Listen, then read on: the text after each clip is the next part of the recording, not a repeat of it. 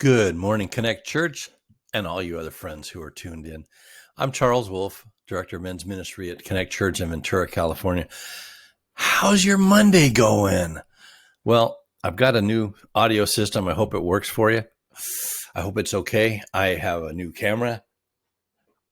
I'm wearing a shirt with collar. I have art on the wall. Yeah, I think we got everything checked off as necessary. We have a big project going on here at the Wolf household. We're installing air conditioning. Now, before you tell me that I only need air conditioning for a week out of the year in Ventura, which is generally true for most people, I need you to understand I'm not most people. The last house that we just moved out of a few months back, one of the very first things we did in a full house remodel was to put in air conditioning. And it made it so that I could work through the heat of the summer in the house at relatively comfortable temperatures. And we very, very rarely didn't have the air conditioning on. It was set for 72 degrees. And so it would come on sometimes early in the morning. Sometimes it would be later in the day, but it would bring the house down to 72 and then it may shut off and it may not come back on again. It was not running 24/7, but it was armed 24/7. And I think there's a lesson there. A lot of times we come into contact with difficult situations.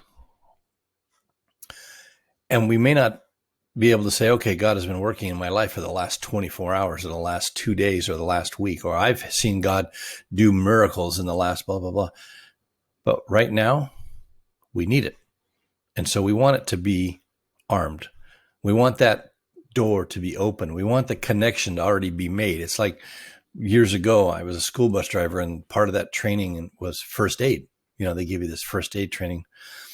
And I remember the instructor saying, here's the book, make it part of your thinking.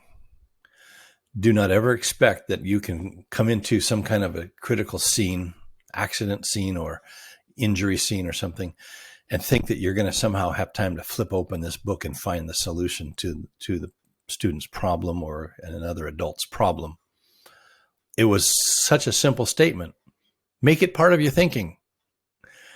Well, just like that air conditioning had to be armed all the time because it was needed. I needed it to come on when we needed it and stay off the rest of the time.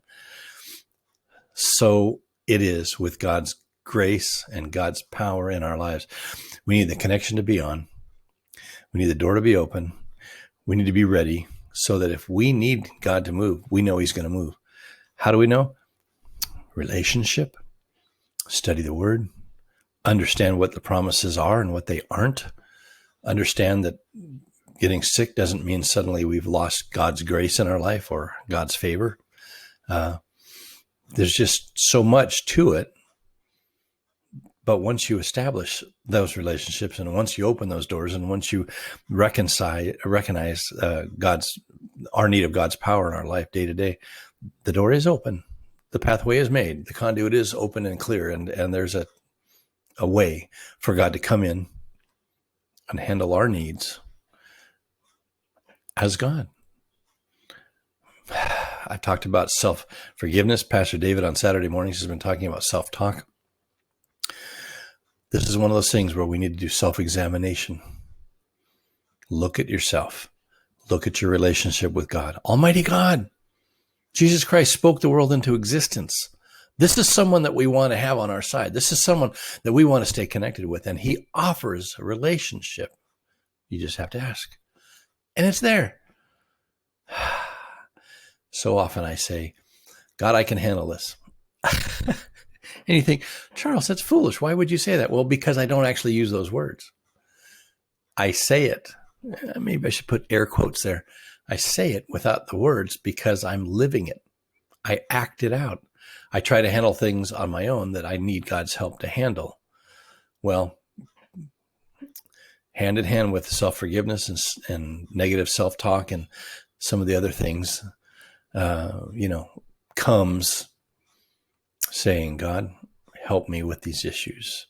And then sitting back and waiting and trusting that he's going to help us with these issues.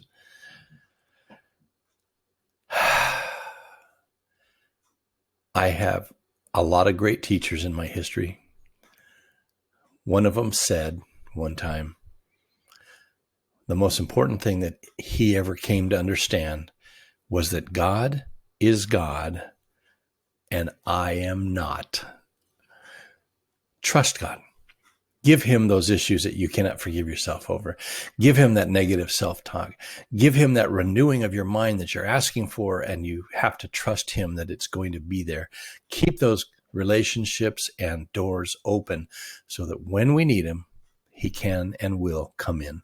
That's all I have for today. Man, I hope your Monday goes great. I will see you next week.